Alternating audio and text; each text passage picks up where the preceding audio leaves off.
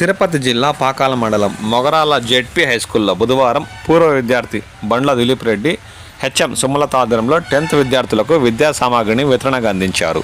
పరీక్షలు బాగా రాయాలని ఆకాంక్షిస్తూ విద్యార్థులకు ప్యాడు, పెన్నులు, స్కేళ్లు అందించారు. ఈ సందర్భంగా హెచ్ఎం మాట్లాడుతూ పాఠశాలలో చదువుకుని ఉన్నత స్థాయికి చదువుకున్న పాఠశాలను గుర్తుపెట్టుకుని విద్యార్థులు విద్యా సామాగ్రి ఇవ్వడం చాలా సంతోషంగా ఉందన్నారు. ఫ్యూచర్లో పాఠశాలకు విద్యార్థులకి సేవలు చేయాలి, సొసైటీకి సేవలు చేయాలి అనే సేవ వేరు, జాబ్ వేరు. అది గుర్తుపెట్టుకోవాలి. సేవ అనేది నిస్వార్థంగా ఉంటుంది.